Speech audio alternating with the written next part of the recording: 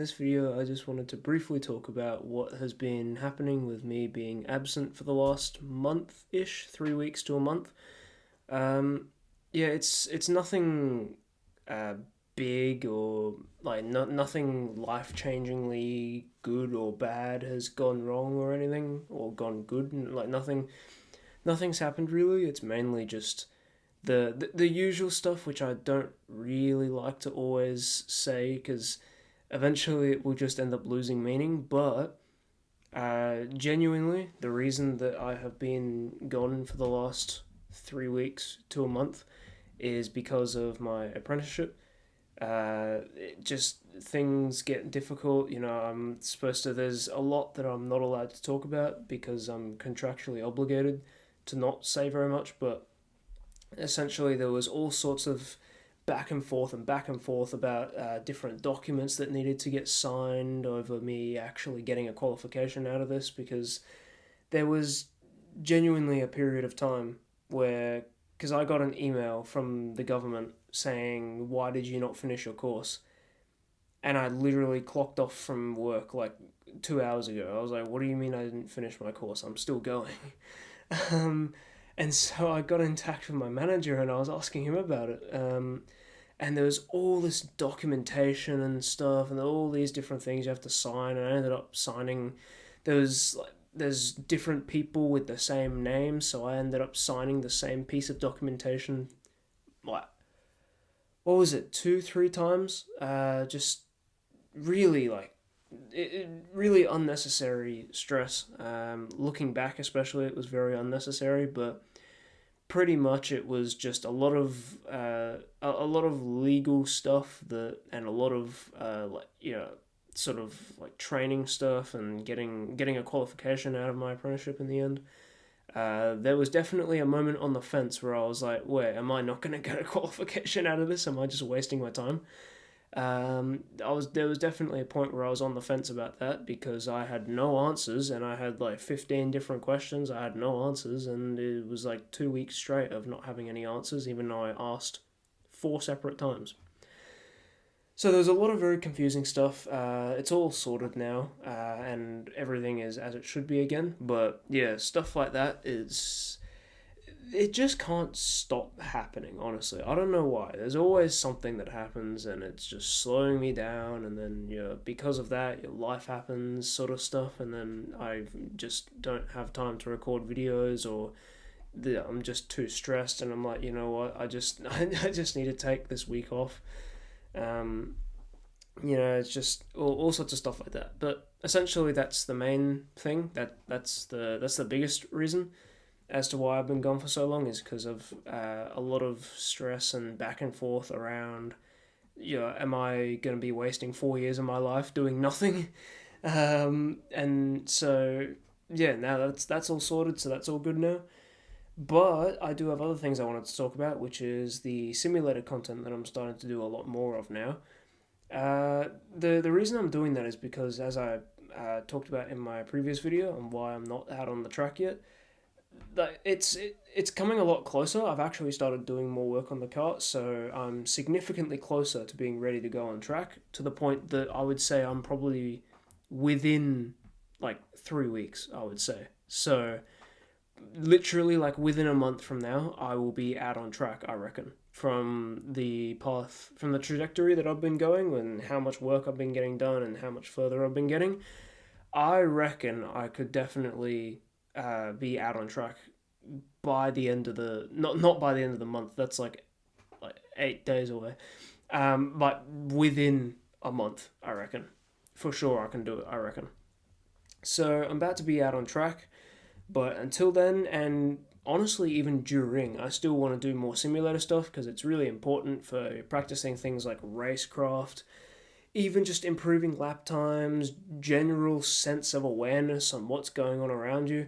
And I've actually found that through practicing on the simulator a huge amount, I started from going on once in a blue moon when I felt like it, to actively taking time out of my day to go on the simulator, even if it was really late at night. Over the last week, I've been on the sim probably I'd say it was more than 2 hours a day. And every single day that I was on the sim, especially on the weekdays, it was from 7:30 p.m.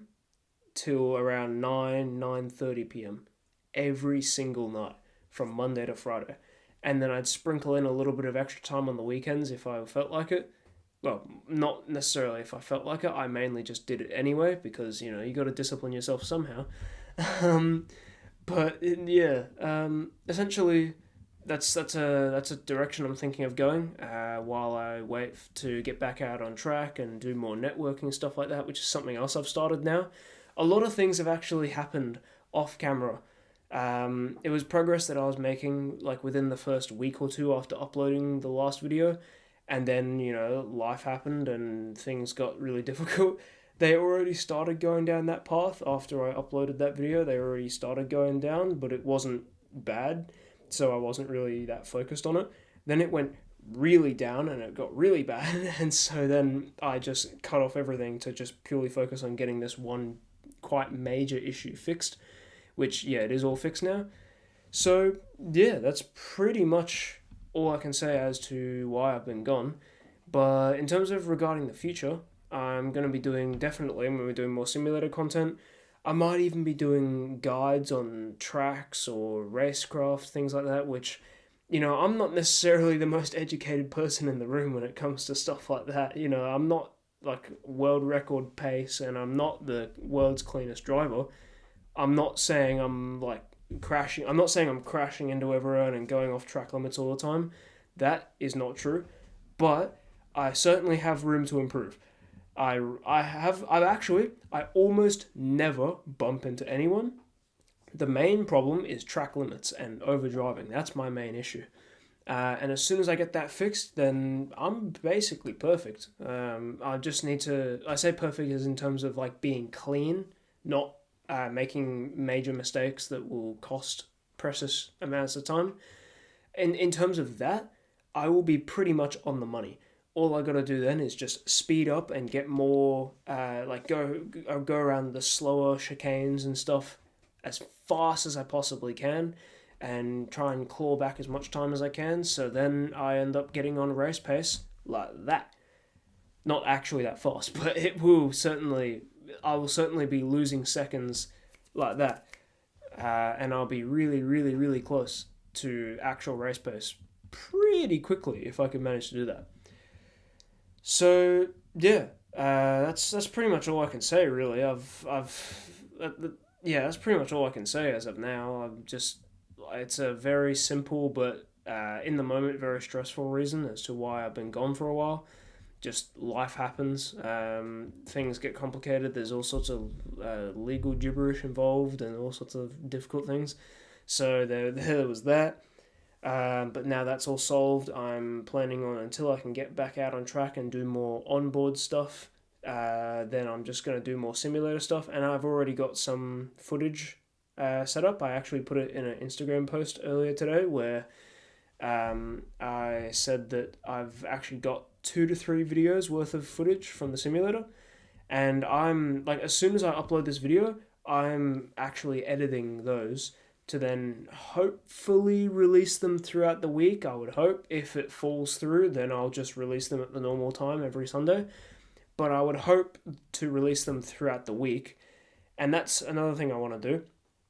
Like recording these sort of videos, that's sort of only really a weekend thing. That's really all I have time for. And believe me, like I've set up. If you want, I'll actually probably will edit a picture up on here of my time management plan that I have. It literally covers every second of every day that I'm awake. Basically, every second of every day that I'm awake, I'm doing something. And so I don't really have time to do these sort of commentary videos on a weekday. I don't really have time for that because I'm already completely filled up with all the other stuff I'm doing. So this sort of commentary stuff is more of a weekend thing. But all the simulator stuff, I mean, I'm on the simulator every single day, so there's really nothing wrong with me just like basically sort of like a PC airdrop sort of thing is what I've figured out how to do, using NVIDIA to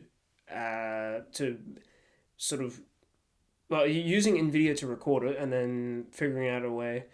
It's really difficult to explain it. I've got a whole thing. It works. I've like all the simulator videos I've ever uploaded are using this method of recording with NVIDIA and then getting it across to some sort of virtual file thing and then being able to airdrop that to my phone.